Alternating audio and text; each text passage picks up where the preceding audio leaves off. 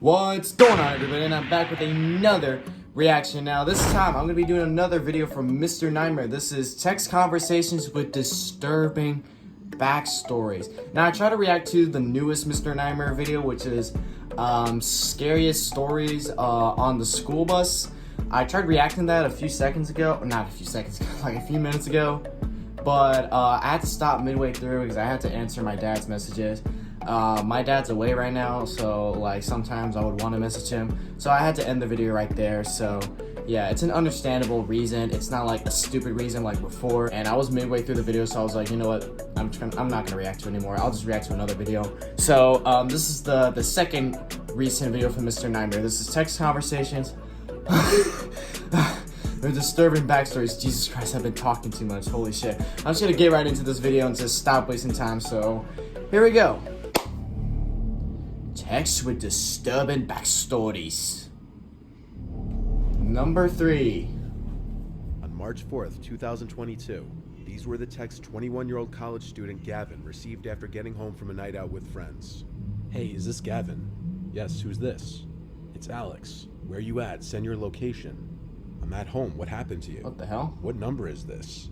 I'm using my friend's phone. We're stranded at the bar. Can you call us an Uber to your house? What? Why don't you just do it? Dude, my app isn't working. Just figure it out. I don't even know what that means. Just send your address. Gavin was out with his friends Alex and Omar, and they were last with each other at a bar in Dallas called Parliament. The trio was getting ready to wrap up the night, but Alex stayed behind when he saw other friends at the bar. So Gavin and Omar went home, and about an hour passed with no contact between the three. That was when Gavin received the text from the random number, and as you see, they claimed to be Alex using his friend's phone. What the fuck? Alex had lost his phone, and he was using his friend's phone, who Gavin apparently had never met before. He was asking Gavin to call him an Uber, since according to him, it wasn't working on his phone. Gavin refuses, basically noting how silly that sounds. Yeah, it kind of sounds strange. The conversation picks up here, where Alex agrees to apparently call his own Uber and asks for Gavin's address. Gavin stated Why would he need his address? He was becoming slightly suspicious, but he still gave his address, however not without making a comment about how he should memorize his address by now. He says he cut him some slack due to the fact that he was drinking. Gavin asked him why he was using his friend's I just cell realized phone, it says which creep got a under the name. response that Alex lost his phone. He then lets them know that they're on their way, and when Gavin asks Alex if he knew his friend, he responds, nah, he's cool though. 10 minutes later, the number sends a text that truly starts to make the conversation suspicious. Can we just come in through the front door when we get there? As if asking Gavin to leave the door unlocked. It was at this moment that he started to question everything about the interaction. Yeah. From the first text being, hey, is this Gavin? To the asking Gavin to call them an Uber, to now the leaving the door unlocked. He tried to call the number, but it rang and went to voicemail.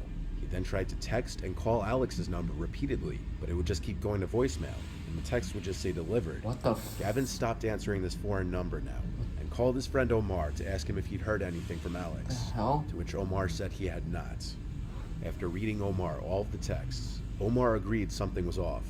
They looked to call the bar Parliament, but there was no number listed online to call. Around this time, the number texted Gavin again, saying, we're here, open the door. Oh shit. Gavin went to his door and looked through the peephole of the door. There was no one in immediate view though, which maybe at first would have implied it was all a prank. But when there was a knock at the door, Gavin checked the peephole again. There was still no one on the other side. What the fuck? The reality of the situation was setting in now for Gavin, as this was no longer just texts on a screen. Someone was actually on the other side of his door. So he asks, who is this? Straight to the point. They reply with simply, LOL. Gavin asks again, who is this? And they reply, open the door. So instead of answering again, Gavin calls the police.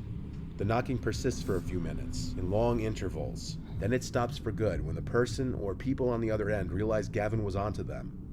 Gavin went on to DM one of Alex's friends who he was hanging out with after he and Omar left. And almost instantly, the friend DM'd him back explaining that he, Alex, and their other friend were jumped by a big group of men in the street. They were all badly injured and went to the hospital. Alex's phone had been stolen. What? One of his friend's wallets and phone was stolen. What? Alex not having a password on his phone meant all of his info and conversations were accessible. Alex's friend helped him in getting his phone locked. Damn. The police report that Gavin would get from the police who came to his house would later help Alex in getting his service provider to replace his stolen phone for him. The lack of a password on the phone meant the thieves were able to gain information such as Alex and Gavin's conversation, where they would deduce that Gavin was home alone and an easy target.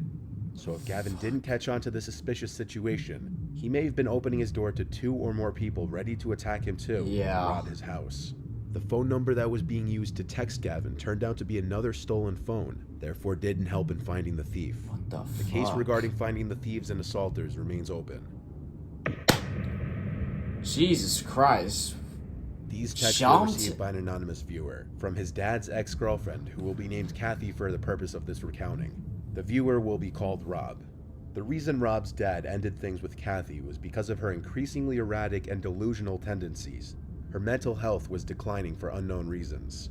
Rob's dad was dating Kathy for about half a year, and Rob's grandparents both passed away during that time. Rob's dad wasn't very open at first about how Kathy would start acting all paranoid about his son's dead grandparents, about how she believed they placed a curse on her. Rob's dad cut ties with Kathy when the delusions got too ridiculous. What the hell? Rob was left in the dark for the longest time about Kathy's delusions though, presumably out of embarrassment for having spent so much time with a supposed nutjob. It wasn't long after his father's breakup with Kathy that Rob would receive texts from her himself. When her attempts at reaching his father no longer worked, she clearly went to him instead.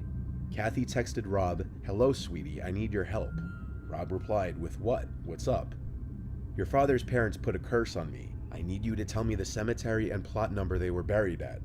"What do you mean they put a curse on you?" What? "I keep hearing their voices and having bad premonitions. I know it sounds crazy, but I need it to stop." Of course, being told by somebody that they were hearing your dead grandparents' voices would be a clear indication that the person is completely unhinged. So Rob went to show his dad the texts. His dad laughed and told him to just ignore her. Rob says that instead of blocking her though, he just let her continue to text him to see how crazy her texts would get. She followed up later that night with, "I need to exhume their grave. If you help me out, I will sleep with you. What? I know you've always checked me out whenever I was in your dad's house." Rob still didn't answer, and the next day, her text got a little more graphic. Rob showed these texts to his dad, and this time his dad was not amused. He called Kathy and screamed that he would be getting a restraining order if she didn't stop. Right now, if you help. He hung up. She kept trying to call until he ended up blocking her number. What the hell? That same night, while Rob's dad was asleep, Rob was still in his den watching a show when he heard the doorknob jiggling. He went to look through the glass atop the door and saw Kathy fiddling with a knife in the key slot of the doorknob. What the She looked up at him and through the glass and started pleading with him to let her in. Rob called for his dad, and she started to scream no. When his dad came to the door, he screamed at her, and then went to call the cops. Kathy would scream back constant obscenities and threats, waving her knife in the air. She didn't leave, and police arrived to her still at the door with knife in hand.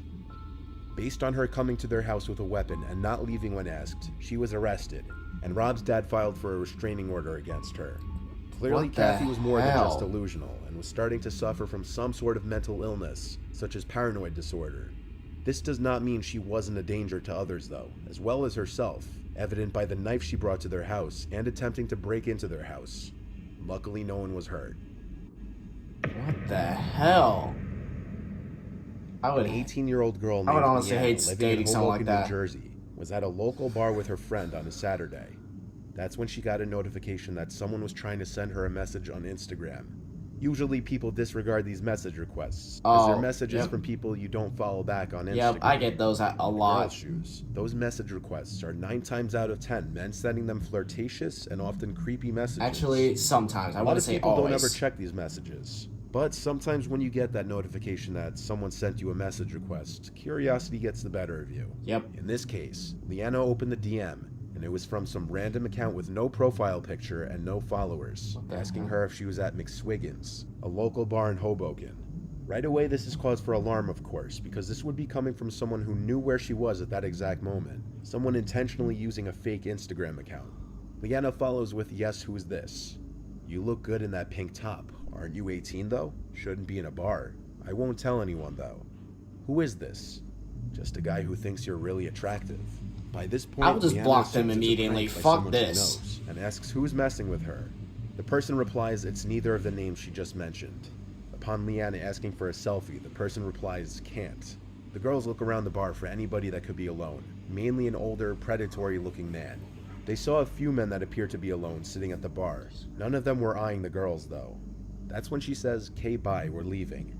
Moderately uncomfortable, the two girls leave the crowded bar and start walking. I would have just blocked it. They go to another bar right off nearby, the which start. is far less crowded than the first.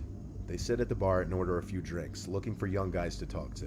When Leanna's phone vibrates again, and she gets another creepy message from the person. Oh god. It said, "This is my favorite bar, good choice." What? Leanna shows her friend the message, and then the two start looking around the bar for someone who could be sending the messages. I would be scared to shitless right now. As if he was looking to be found out, Leanna saw a man sitting on the bar stool closest to the door, looking at her with a blank, wide-eyed expression. She says the best way she could describe his appearance was the killer from the movie The Lovely Bones, mainly because of his glasses, hair, and mustache. What the hell? They made extended eye contact, to the point that it seemed the man was outwardly trying to be creepy, making it obvious who he was. The girls asked the bartender for help.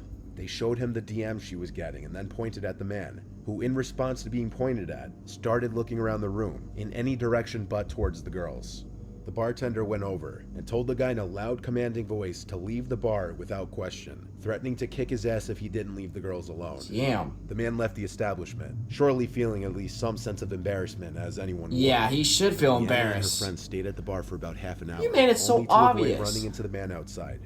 But Leanna says their mood to stay out was gone after that creepy encounter, and they just wanted to know who that was, or how he knew Leanna and where she was at that moment. When the girls left, they began walking home. They were on 2nd Street, a quiet one-way road, especially at the hour they were walking.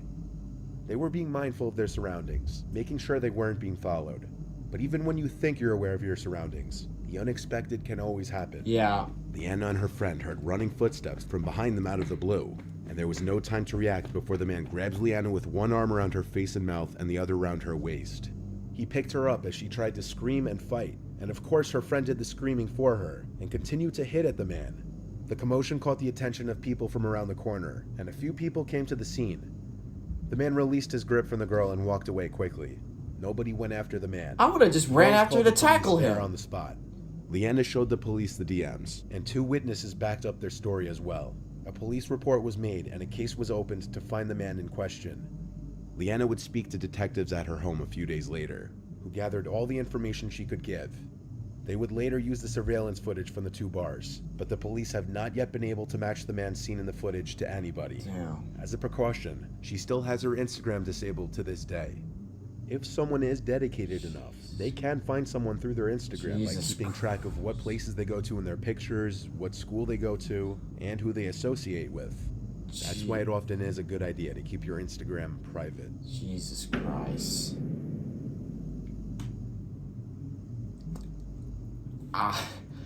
I'm just speechless right now. I am speechless. Like, I'm just shocked with all these stories. Holy shit. That's why you should always be careful of, like, who you're texting. If it's someone you don't know, more than likely just block them, okay? If I get a message from someone randomly, then, like, I would either do 2 things. I would just respond to them a couple times and block them, or just block them right off the bat if their message was too suspicious. And I don't normally post on social media. Like, I mean, you guys probably see I only have Twitter, but I have more social medias, but I don't really post on them too much. So yeah, be careful when you're posting social media, because you never know what can happen to you. I mean, shit like this could happen. So if you're always posting where you go and all that stuff, just be careful about it. Just be careful about it and be safe out there with social media. Just be safe with what you're doing, because you never know what's going to happen, okay?